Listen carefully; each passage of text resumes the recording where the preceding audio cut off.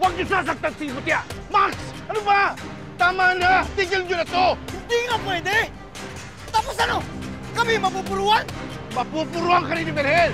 Kaya sumuko na kayo sa mga pulis at sabihin niyo lahat ng alam niyo tungkol kay Berhel! Tutulungan kayo ng pulis! Ano magagawa ng mga pulis? Sobrang daming kapit ni Berhel! Sige na! Tulong! Tulong! Mutya!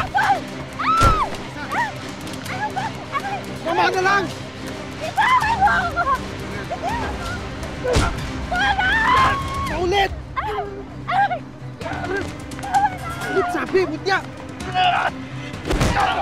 Mangkol! Mangkol! Tulong! Mutya! Mutya! Saan lakad niyo?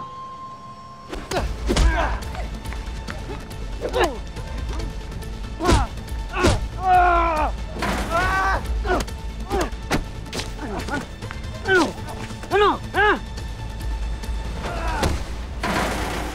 Ano? Umaysa kayo! Sige na! Mutya! Bumalik ka na sa karinderya. Paano po kayo? Hindi na ako nang bahala. Sige na!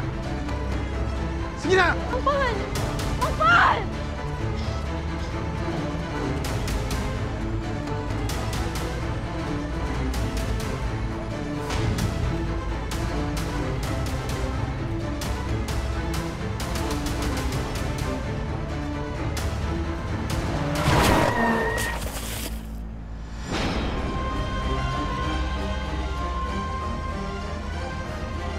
Patay ka, boy.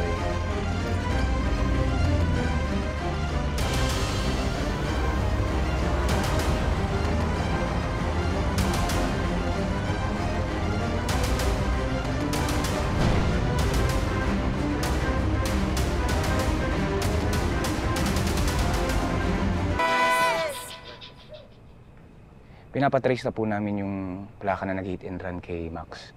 Kawawa naman si Max. Wawa. Pero masama pa rin siyang tao, Ma. Hindi ko sinasabing deserve niya yung nangyari sa kanya. Kaya lang hindi man talaga mangyayari yun kung hindi siya tumakbo para takasan si Yani. Konti ka na din, Mate. Gimot yan. Ano ba yan? Ikaw naman kasi. Bakit ka pa nakipag-usap sa mga yun? At hindi mo pa kami sinama, ha? Sabi po kasi nila magsabi na sila ng totoo. Siyempre po, desperado ako. Hindi na ako nakapag-isip. Buti po dumating kayo, Mang Paul. Paano niyo po nalaman na nandun ako? Sinabi ko naman sa'yo, parang anak na kita eh. Alam ko yung tabas ng mukha mo eh. Saka nang kinakausap kita, parang may tinatago ka sa amin eh. Kaya sinundan kita. Naku, ganyan talaga si Papa Mutya. Wala kami matatago sa kanya kahit noon pa. Mabuti na din kung ganun, di ba? Salamat po, Mang Paul. Kayo po yung bayani ko.